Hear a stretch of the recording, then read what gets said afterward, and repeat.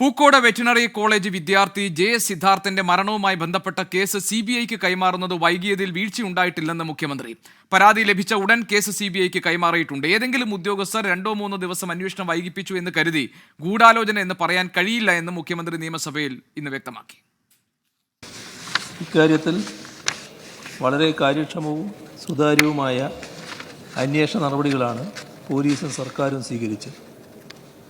Sir, ബിയും സിയും അന്വേഷണം വൈകിപ്പിക്കുന്നതിനുള്ള ശ്രമങ്ങൾ ഒന്നും തന്നെ സർക്കാരിൻ്റെ ഭാഗത്തു നിന്നും ഉണ്ടായിട്ടില്ല.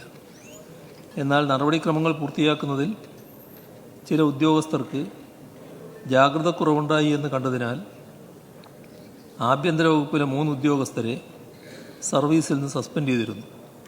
സസ്പെൻഡ് ചെയ്യപ്പെട്ടവർ നൽകിയ വിശദീകരണം പരിശോധിച്ച ശേഷം സർവീസിൽ തിരികെ പ്രവേശിപ്പിച്ചിരുന്നു. തിരുവനന്തപുരത്ത് നിന്ന് ഞങ്ങളുടെ പ്രതിനിധി ഷഫീദ് റാവുത്തർ ഈ വാർത്തയുടെ പൂർണ്ണമായ വിവരങ്ങളുമായി നമുക്കൊപ്പം ചേരുന്നുണ്ട്. ഷഫീദ്, പൂക്കോട് വെറ്റിനറി കോളേജിലെ സിദ്ധാർത്ഥിന്റെ മരണവുമായി ബന്ധപ്പെട്ട അന്വേഷണം സിബിഐക്ക് കൈമാറുന്നതിൽ വലിയ കാലതാമസം ഉണ്ടായി, അതിൽ വീഴ്ച വരുത്തി എന്നുള്ള ആരോപണവും ആക്ഷേപവും ഈ സർക്കാരിന് നേരിടേണ്ടി വന്നിട്ടുണ്ട്. പ്രധാനമായും ആഭ്യന്തര വകുപ്പ് കൈകാര്യം ചെയ്യുന്ന മുഖ്യമന്ത്രിയെ പ്രതിസ്ഥാനത്ത് നിർത്തിക്കൊണ്ടായിരുന്നു ഈ ആരോപണങ്ങളൊക്കെ ഉന്നയിക്കപ്പെട്ടത്.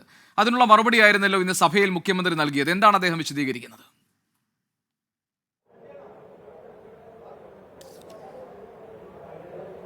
ഗോപികൃഷ്ണൻ, നിയമസഭയിൽ ചോദ്യോത്തരവേളയിലാണ് പൂക്കോട് സർവകലാശാലയിലെ സിദ്ധാർത്ഥിന്റെ മരണം അതൊരു വിഷയമായി ഉയർന്നു വന്നത്. അക്കാര്യത്തിൽ ആഭ്യന്തര വകുപ്പ് മന്ത്രി കൂടിയായ മുഖ്യമന്ത്രി വിശദീകരണം നൽകുകയും ചെയ്തിട്ടുണ്ട്. അതായത് പൂക്കോട് സംഭവത്തിൽ ഉൾപ്പെട്ട SFI പ്രവർത്തകരെ സംരക്ഷിക്കാൻ സർക്കാർ ചില ശ്രമങ്ങൾ നടത്തുന്നു എന്നുള്ളതായിരുന്നു പ്രതിപക്ഷത്തിന്റെ അക്കാര്യത്തിലെ ആക്ഷേപം. എന്നാൽ മുഖ്യമന്ത്രിയുടെ ഇക്കാര്യത്തിലെ വിശദീകരണം ഇങ്ങനെയാണ്: ശാസ്ത്രീയ തെളിവുകൾ അടക്കമുള്ള കാര്യങ്ങൾ പരിശോധിച്ച് അന്വേഷണം നടത്തി, സ്പെഷ്യൽ ഇൻവെസ്റ്റിഗേഷൻ ടീം രൂപീകരിച്ചു, മാതാവിന്റെ പരാതിയിൽ CBI നടപടിയും ആരംഭിച്ചു. വളരെ കാര്യക്ഷമമായി തന്നെയാണ് ഇത്തരം നടപടികൾ നടന്നത്. മാത്രമല്ല, ഏതെങ്കിലും ഉദ്യോഗസ്ഥരുടെ ജാഗ്രതക്കുറവുണ്ടായി, നടപടിക്രമങ്ങൾ പാലിക്കുന്നതിൽ ജാഗ്രതക്കുറവുണ്ടായ ഉദ്യോഗസ്ഥർക്കെതിരെ പ്രാഥമിക അന്വേഷണത്തിന്റെ ഘട്ടത്തിൽ നടപടിയെടുത്തിരുന്നു. പിന്നീട് അവരുടെ വിശദീകരണം കേട്ട ശേഷമാണ് അവരെ തിരിച്ചെടുത്തത് എന്നുള്ള കാര്യം കൂടി ഇന്ന് മുഖ്യമന്ത്രി നിയമസഭയിൽ പറയുന്ന ഒരു സാഹചര്യം ഉണ്ടായി. മാത്രമല്ല, CBIക്ക് അന്വേഷണം കൈമാറുന്നതിൽ ഒരു വീഴ്ചയോ അതല്ലെങ്കിൽ ഗൂഢാലോചനയോ നടന്നിട്ടില്ല.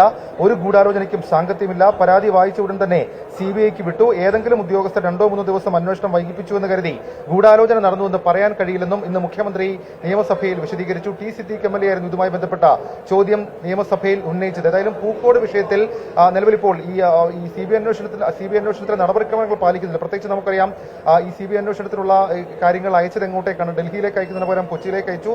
മാത്രമല്ല, വലിയ വീഴ്ച ഉണ്ടായ സംഭവത്തിൽ മുഖ്യമന്ത്രി ആഭ്യന്തര വകുപ്പിനെ പൂർണ്ണമായും ന്യായീകരിക്കുന്ന ഒരു രീതിയാണ് ഇന്ന് നിയമസഭയിൽ സ്വീകരിച്ചത്. ഗോപികൃഷ്ണൻ. ഷഫീദ് റാവുത്തറാണ് വിവരങ്ങൾ നൽകിയത്. തിരുവനന്തപുരത്ത് മുഖ്യമന്ത്രി ഇന്ന് ഈ ചോദ്യങ്ങൾക്ക് മറുപടി നൽകിയിരിക്കുന്നു. അതിന്റെ വിശദാംശങ്ങളാണ് ഷഫീദ് നൽകിയത്.